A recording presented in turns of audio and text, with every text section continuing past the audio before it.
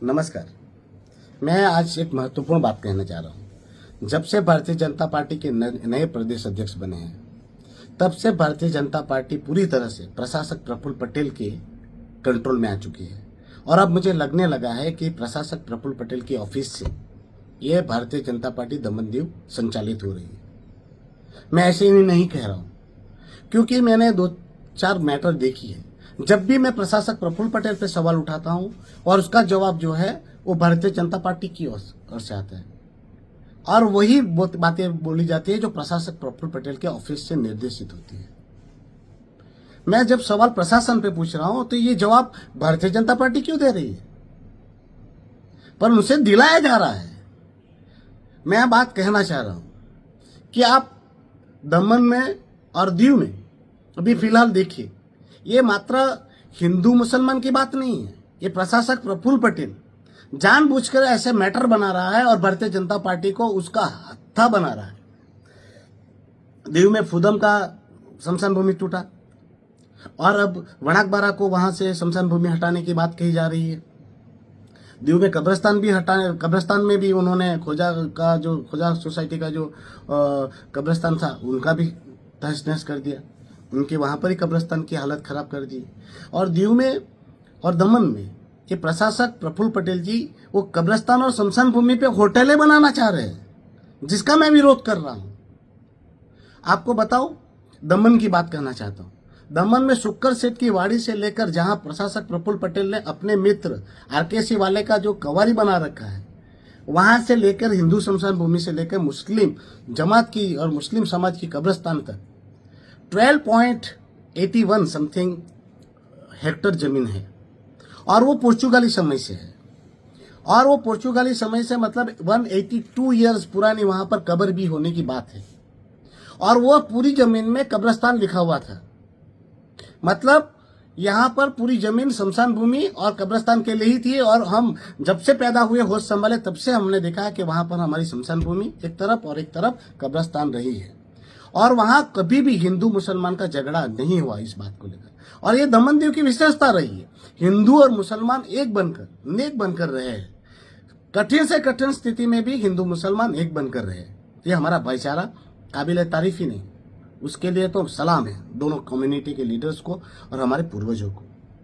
हम एक दूसरे के से बहुत ही जुड़े हुए लोग हैं। पर यहाँ जो जमीन की बात आती है तो उन्होंने कहा कि मुस्लिमों की इतनी जमीन और हिंदू को 10 गुंठा। गलत बात है। पूरी 32 एकड़ जमीन है। और ये 32 एकड़ जमीन में 16 एकड़ जमीन 1988 में मुस्लिम समाज के अलग अलग जमातों के नाम की गई। और बाकी बची 16 एकड़ जमीन हिंदू शमशान भूमि के लिए छोड़ी गई थी। और मैं गलत हूं तो हमारे पूर्वजों को या हमारे वडीलों को जो जिंदा है उनको पूछिए। यहाँ खास करके भैंसरोड के और लोग और खारीवाड़ का खूब भाई ये संचालित क्या करता था और मासी समाज वहां पर हिंदू शमशान भूमि चलाया करती थी। मतलब ये 16 एकड़ जमीन मुस्लिमों ने 1988 में नाम करा ली, पर हमारे हिंदू संगठनों में जागृति के अभाव के कारण वो जमीन अपने नाम नहीं कराई संगठनों की, जिसके चलते ये जमीन हमारे नाम पर नहीं रही और सरकार के श्री सरकार हो गई। बाकी ये श्री सरकार जमीन होगी कैसे? वो पुर्तगाली समय से वहां पर कब्रिस्तान और हिंदू शमशान भूमि थी। और हमारे यहाँ तो सैंडलैंड और हिलीलैंड वो गामधनियों के नाम पर थी। तो प्रशासन को ये समझना चाहिए, भारतीय जनता पार्टी को ये समझना चाहिए, ये जमीन सरकारी है ही नहीं। 16 एकड़ जमीन हिंदुओं की है शमशान भूमि के लिए और 16 एकड़ जमीन मुस्लिमों की है कब्रिस्तान के लिए। ये फाइनल होना चाहिए।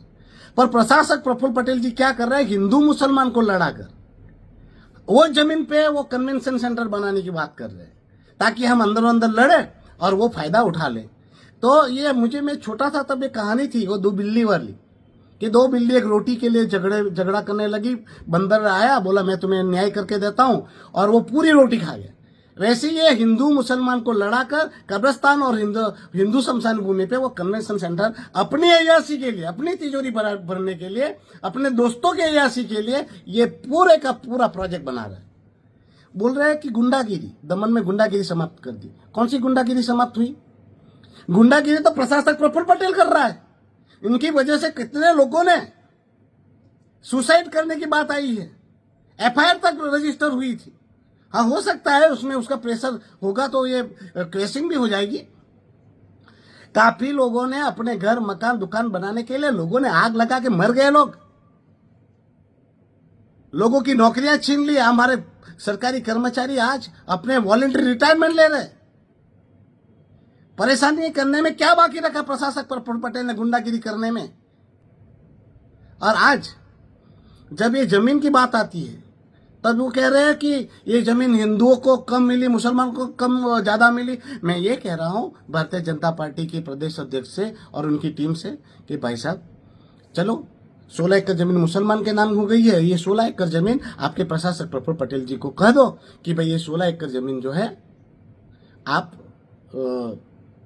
हमारे हिंदुओं के नाम करवा दो। और मैं प्रशासक प्रफुल्ल पटेल को वादा करता हूं कि ये जमीन 16 एकड़ जमीन जो है वो मैं उसमें एक अच्छे से अच्छा शमशान भूमि का निर्माण करवाता हूं। उसके लिए प्रशासक आपका पैसे की जरूरत नहीं है। पर यहाँ कन्वेंशन सेंटर हमें नहीं चाहिए, यहाँ भी नहीं चाहिए, कब्रिस्तान में भी नहीं चाहिए, हिंदू शमशान भूमि में दमन में भी नहीं चाहिए, दीव में भी नहीं चाहिए। और कन्वेंशन सेंटर हो या सर्किट हाउस हो, उससे हमें क्या फायदा हो रहा है? हमारे दमन दीव की जनता को, दादरा नगर हवेली जनता को क्या फायदा है? कौन से सर्किट हाउस में हमें राहत दर पर रूमें मिल रही है या सस्ते में या फ्री में रूम मिल रही है? सारे सर्किट हाउस तो आपने निजी कर दिए। जो 500 और 1000 रुपये में कमरे मिलते थे वो आज 10,000 12,000 में मिल रहे हैं। ये कन्वेंशन सेंटर भी आप किसी न किसको बेचने वाले होंगे। जैसे ताज ग्रुप को, जिंजर को आपने सब कुछ बेच ही दिया है। तो आपकी तिजोरी भरने के लिए, आपकी महत्वाकांक्षा की पूर्ति के लिए हमारी बलि क्यों चढ़ाई जा रही है? और दमन दीव की जनता को, दादरा नगर हवेली की जनता को मैं हाथ जोड़ के कहना चाहता हूं कि प्रफुल्ल पटेल की ये बातों में मत आइएगा और भारतीय जनता पार्टी के प्रोपगंडा में आप मत फंसिएगा। आप भारतीय जनता पार्टी को मैं ही कहना चाहता हूं, ये प्रशासक प्रफुल्ल पटेल की वजह से दमन दीव की एमपी की सीट तो गई, वो कलाबेन भी अगर भाजपा से नहीं लड़ती तो आपका सुपड़ा साफ था ही। और अब दमन दीव में नगर पालिका, जिला पंचायत और सब जगह आपका सुपड़ा साफ होने वाला है। आप इसी प्रकार से प्रशासक प्रफुल्ल पटेल की चरण वंदना करते रहोगे तो आप लोगों का हाल बेहाल हो जाएगा। और ये कृपया करके भारतीय जनता पार्टी का नाम बदनाम ना करो। आपकी तिजोरी भरने के लिए, आपको हफ्ता वसूली करने के लिए, आपकी अय्यासी के लिए, आप लोगों का फायदा करने के लिए आप लोग गरीब, लाचार, बेबसों की हाई मत लीजिए। और ये कब्रिस्तान और शमशान भूमि है, उसकी तो बददुआ लीजिएगा ही मत। कब्रिस्तान की अंदर रूहें और शमशान भूमि में जो आत्माएं वहां पर निवास करती है उनकी बददुआ छोड़ेगी नहीं। प्रशासक प्रफुल्ल पटेल का तो सत्यानाश हो ही जाएगा, मगर आप लोगों का भी सर्वनाश हो जाएगा। और जो बोल रहे हैं ना कि मैंने क्या किया है, जरा आप पूछिएगा आपके प्रशासक प्रफुल्ल पटेल को और आपको प्रशासन को कि उमेश पटेल ने कहां कहां डंडा घुसाया है। और ऐसी ऐसी जगह डंडा घुसाया ना कि प्रशासक प्रफुल्ल पटेल और उसके अधिकारियों की आवाज निकल नहीं रही है। और वो सीबीआई जो पीछे पड़ी है ना, वो कंगाल रही है। और एक बात और मैं अधिकारियों को कहना चाहता हूं कि सुन लो अधिकारियों, आईएएस आईपीएस दानिक सो सुन लो। आज जिस प्रकार से 37 ईयर के बाद वो कलेक्टर पे एफआईआर हुई है, वैसे ही एफआईआर आप लोगों पे होगी। आज तो प्रशासक प्रफुल्ल पटेल जी है और उसका पावर है तो आपको बचा लेगा, मगर जब वो जाएगा तो 5 साल नहीं, 10 साल नहीं, बाद में यही रिपोर्ट आपकी कारकिर्दी खत्म करेगा। आपका जीवन में ये ऐसा दाग लाएगा कि पूरी जिंदगी आप लोगों की ये जेल में जाएगी, क्योंकि ये पाप आपके छुपने वाले नहीं है। प्रशासक प्रफुल्ल पटेल तो साइन नहीं कर रहा है, पर आप लोग साइन कर रहे हो।